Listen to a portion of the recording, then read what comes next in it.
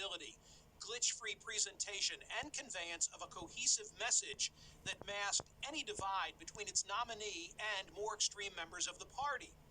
8 hours of daily programming were carefully choreographed. Little was left to chance, including the run-up to Joe Biden's acceptance speech on the final night. Of course, there was the obligatory life story video and tributes from family members, and all of the star power the party could muster. Gavin Newsom, Tammy Baldwin, Tammy Duckworth, Chris Coons, Keisha Lance Bottoms, they all spoke. 7 former Biden primary opponents sang his praises Zoom style in a chat that was moderated by Cory Booker and featured Bernie Sanders, Elizabeth Warren, Amy Klobuchar, Beto O'Rourke, Andrew Yang, and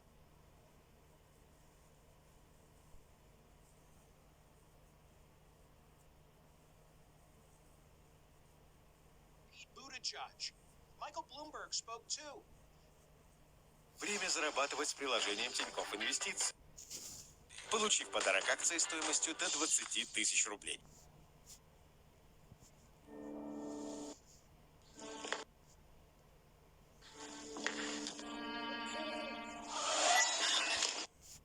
Steph and Aisha Curry and their daughters provided some celebrity and some humor. But the showstopper was a 13-year-old named Braden Harrington. Speaking from his New Hampshire bedroom, this soon-to-be 8th grader did something remarkable. He humanized a man 64 years his senior, and he provided a safety net, which ultimately Joe Biden didn't need. Braden met Biden on the campaign trail in Concord back in February, at which time they shared a private moment about their mutual childhood affliction with stuttering. That was the same month that The Atlantic's John Hendrickson published a revealing look at Biden's lifelong battle with stuttering and his own. Hendrickson explains that he'd wanted to interview Biden on the subject and was finally given access after the former vice president stumbled for his words in a Detroit primary debate.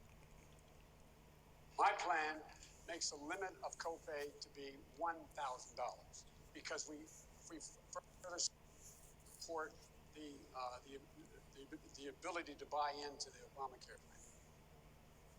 In The Atlantic, Hendrickson wrote this: stuttering is a neurological disorder that affects roughly 70 million people, about 3 million of whom live in the United States. It has a strong genetic component. 2/3 of stutterers have a family member who actively stutters or used to. Biden's uncle on his mother's side, Uncle Boo Boo as he was called, stuttered his whole life. For this profile, Joe Biden shared an embarrassing story about how he'd been humiliated by a nun during a classroom reading exercise in middle school. He walked out of school that day only to be driven back by his mother, who then confronted the nun and said, "You do that again, I'll knock your bonnet off your head." For much of the campaign, Biden's stumbles have become the stuff of Fox blooper reels. The biopharma is now where things are going to go. It's no longer chemicals. It's about all these breakthroughs we have with the whole, immune system. As the right words struggled to make that perilous journey from Joe Biden's brain to Joe Biden's mouth, half the time he just seemed to give up with this somewhat tragic and limp admission of defeat. Anyway. Thank you, Mr. Vice President. President Trump has led the charge, openly and routinely questioning Biden's mental faculties. But that comes with political risk to Trump. He set a low bar for Biden, and on Thursday night, with the aid of a 13-year-old who set the stage and provided a certain level of inoculation, the former vice president cleared it. Yes, critics will say, well, he was reading from a prompter, and it's true, he will need to sit for spontaneous questioning and exchanges. But Thursday night, Biden looked nothing like his caricature. He spoke forcefully and with an empathetic message. He garnered praise from unlikely places. Pundits on Fox's DNC panel called Biden's speech enormously effective. Dana Perino said that the former VP, quote, just hit a home run in the bottom of the ninth. Karl Rove said that the speech was, quote, very good, and that if he were a GOP strategist right now, he'd be worried. There were no stumbles, no stuttering, but had they come, they would have been ameliorated by a teen in New England in a way that none of the Democratic stars could have ensured. So, circle September 29 on your calendar. That's the first and arguably most important presidential debate. That night, America will catch an unscripted glimpse into both candidates' fitness for the presidency. Will they exceed expectations or make fatal stumbles? No prompters, no large live audience, just two men and a moderator and tens of millions of Americans on the edge of their seats. I want to know what you think. Go to my website this hour at Smerconish.com and answer this question. Did Joe Biden's acceptance speech neutralize Donald Trump's questioning of Biden's cognitive abilities?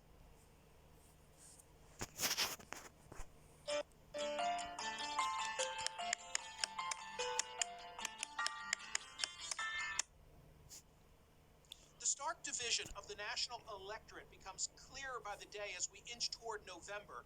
The Democratic National Convention was very much a tribute to America's growing diversity, and it appears that approach is working.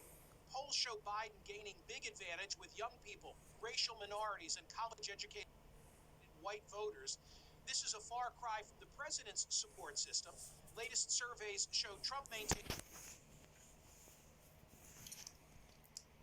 strong support among white voters who are uneasy about those changes, especially those who are evangelical Christians, live in rural areas, or lack a college degree. Joining me now to discuss his piece is Atlantic senior editor Ron Brownstein. This recent essay was titled, "The Democratic Convention is a Reality Check for Trump. Blue America is Only Growing." Ron, great essay, lots of good data, and you said Democrats offered a 21st century version of a Norman Rockwell painting. Explain.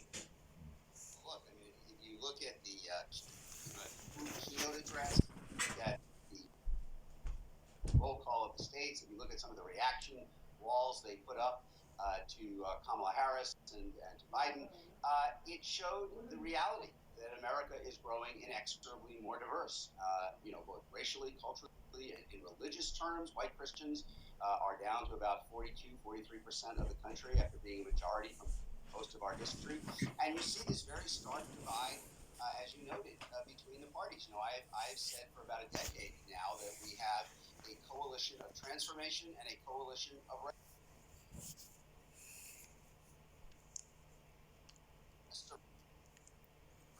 The fundamental dividing line in our politics is the Democrats mobilize the people, the place, and the places that are most comfortable with the way America is changing, demographically, culturally, and economically. And Republicans mobilize the voters who are the least comfortable and in some ways the most antagonized by the way America is changing. And all of that kind of long-term evolution and reconfiguration of the parties has really been accelerated under Trump. It was big in 2016. It was bigger in 2018. And I think it will reach an unprecedented height. The trench between these two Americas, I think, is going to be very gaping in 2020. I'm a big Rockwell fan. In 1948, for the Saturday Evening Post, I'll put up on the screen, I think it was called The Gossip or The Gossip Chain. There it is. That's America in 1948. Now, let's contrast that with the 17 who delivered the keynote address on Tuesday night.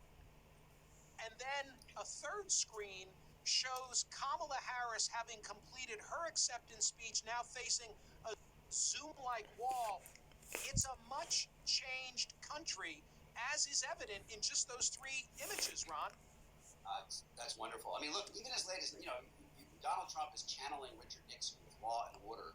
Even as late as 1968 when Nixon won, and he won with a more subtle approach than Trump is using, 90%, 91% of the voters were whites. Almost 80% of the voters were whites without a college education, his core group. But the reality of kind of the modern Republican Party is that Trump has sentenced the GOP to a strategy of squeezing bigger margins out of groups that are shrinking at the price of alienating the groups that are growing. That doesn't mean he can't win, but the reality is that his core groups of whites without a college degree, evangelical Christians, rural residents are all shrinking as a share of the population. And the groups that he is struggling the most with, which are millennials and Generation Z, college-educated white voters, where he could face the biggest deficit. I think will face the biggest deficit of any Republican nominee ever. Secular voters, people who live in the big metros, those are all growing. So while you can envision a pathway for him to maximize turnout among his group to squeeze out another electoral college victory, the fact is that he's likely to lose the popular vote. And if he does, Michael, Democrats will have won the popular vote in 7 of the last 8 presidential elections, which no party has ever done